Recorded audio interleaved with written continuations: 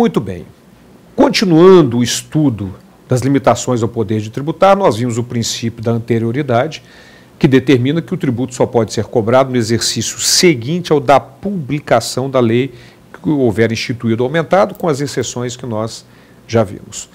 Mas chamei atenção para um contorno diferenciado deste princípio da anterioridade quando o imposto só se aplica a impostos for instituído por medida provisória. Medida provisória é uma das normas do processo legislativo brasileiro, previsto no artigo 59 da Constituição. Ela é publicada, é emitida pelo presidente da República, tem efeitos imediatos e depois vai ser convertida ou não em lei pelo Congresso Nacional. Maravilha.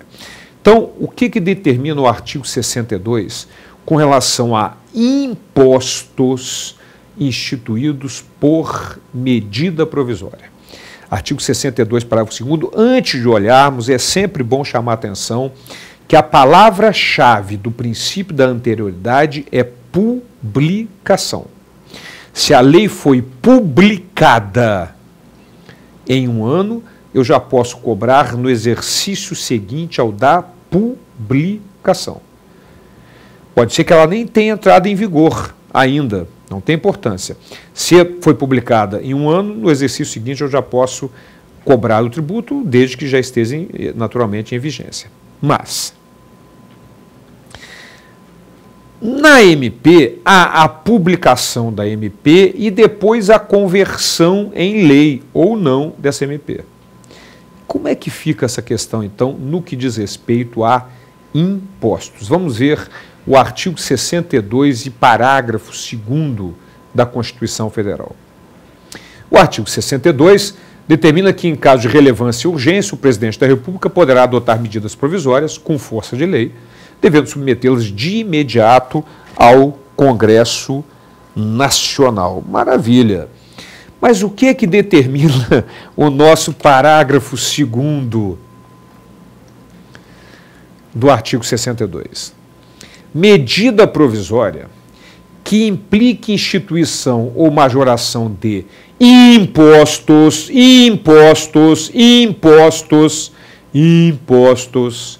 exceto, adivinha quais? II, IPI-OF, impostos extraordinários, II, IPI-OF, IPI-OF, impostos extraordinários. Só produzirá efeitos no exercício financeiro seguinte se houver sido convertida em lei até o último dia daquele em que foi editada. Ora, minha gente, então, o princípio da anterioridade, quando é instituição de impostos instituídos por medida provisória, tem esse contorno diferenciado. Não basta que tenha sido publicada a medida provisória para que já se possa cobrar no exercício seguinte. Ela tem que ter sido convertida em lei no exercício anterior para que possa se cobrar no exercício seguinte. Isso no que diz respeito a impostos. Chamo muita atenção para isso. Taxas, contribuições de melhoria, não se aplica essa regra. É só para impostos. Então vamos ver um exemplo prático de uma situação desta. Vamos imaginar que estamos no ano de 2008, para 2009, para 2010, e foi publicada a MP em 2008, mas só foi convertida em lei em 2009. Ora, a palavra-chave do princípio da anterioridade é publicação. Maravilha.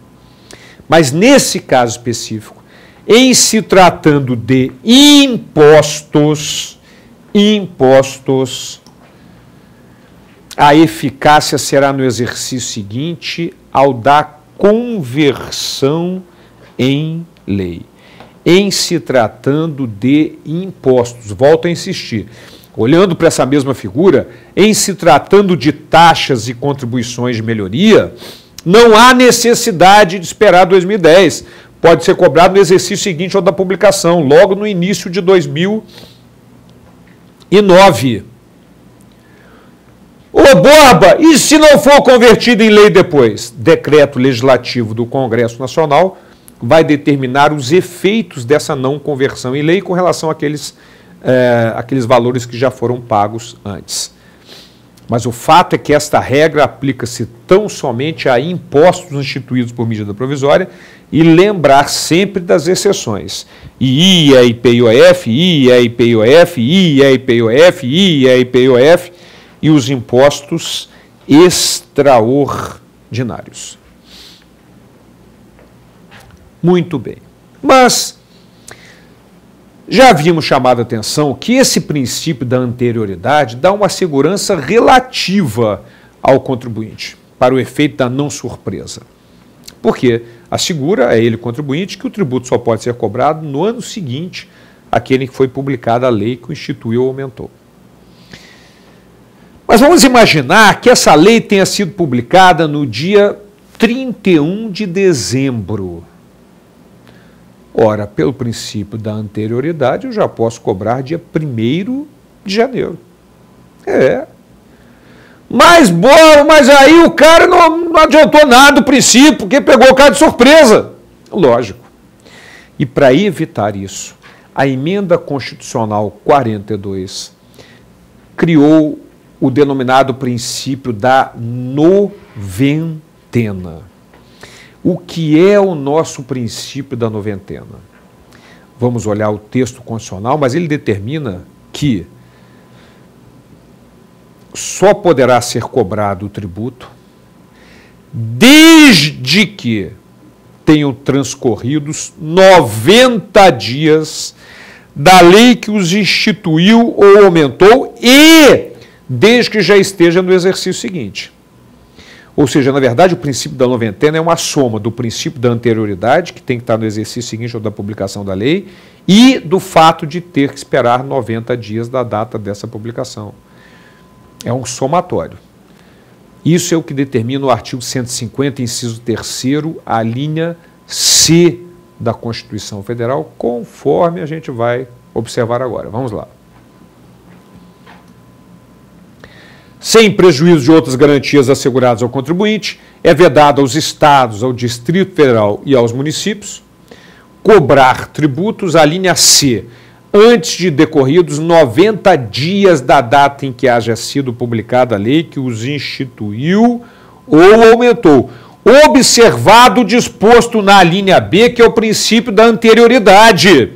Ou seja, além de terem que ter transcorrido 90 dias, tem que estar no exercício seguinte ao da publicação da lei.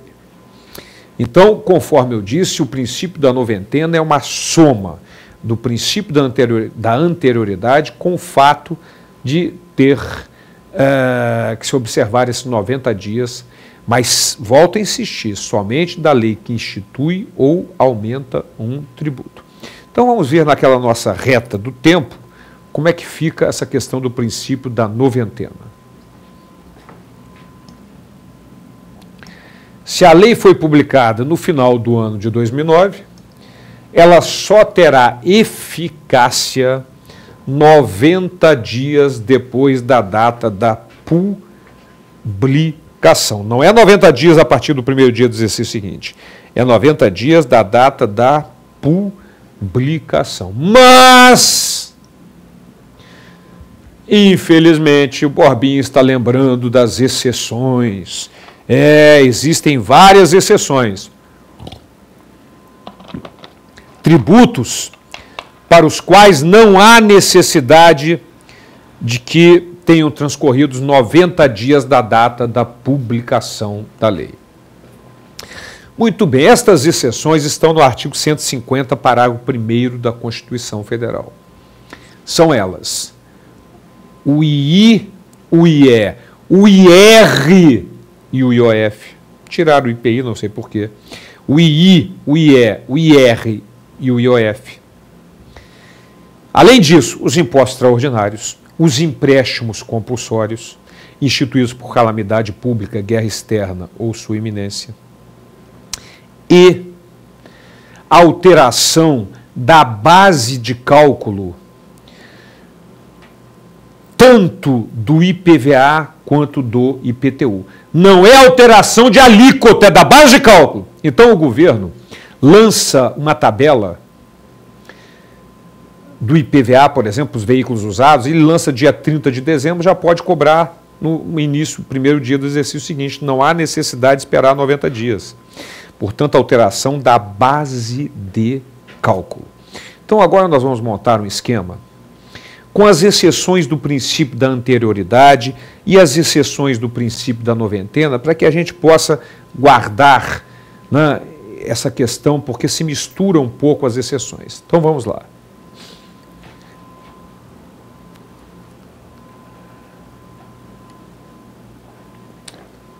Sempre lembrando que existem alguns tributos que são exceções aos dois princípios, existem alguns tributos que são exceção só à anterioridade e existem alguns tributos que são exceções só à noventena. Então vamos montar esse quadro resumindo esse esquema. Vamos imaginar este retângulo aqui como sendo, contendo as exceções ao princípio da anterioridade. Então, este retângulo, exceções ao princípio da anterioridade. Vamos considerar este outro retângulo aqui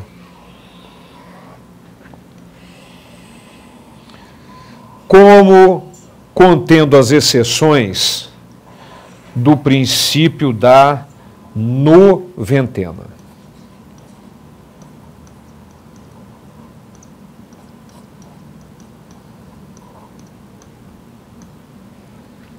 Então, o retângulo de cima, exceções à anterioridade, o retângulo de baixo, exceções à noventena, e, evidentemente,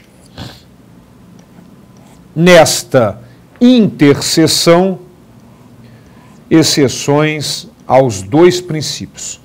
Tributos que são exceções aos dois princípios. Ora, então vamos lá. O que é exceção aos dois princípios? O II, o IE e o IOF. Estes são exceções aos dois princípios. Além disso, os impostos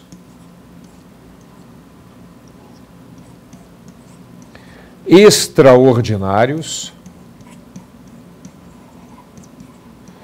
também chamados impostos de guerra, e os empréstimos compulsórios por calamidade ou guerra.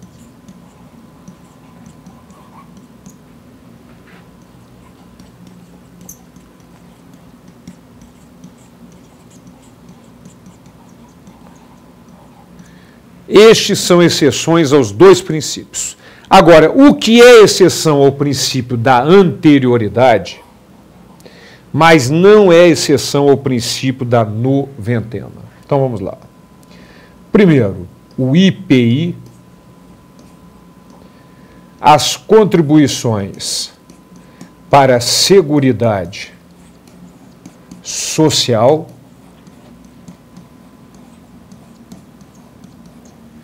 a CID sobre combustível,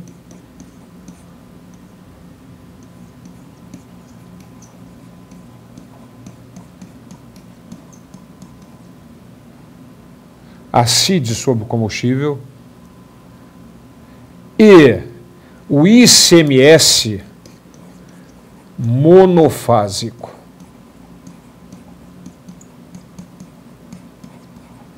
Então, estes são exceções à anterioridade, mas terão que observar os 90 dias. E exceções ao princípio da noventena, que não são exceções ao princípio da anterioridade. O IR e a alteração da base de cálculo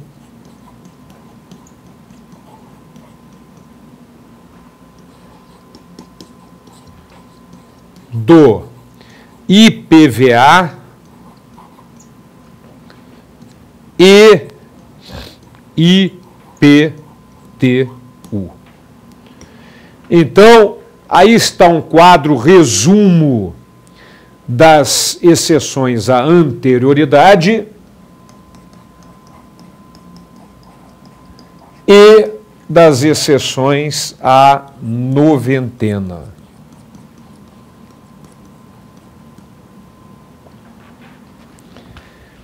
Quadro legal, resumindo para nós todo esse grupo de exceções previsto na Constituição Federal.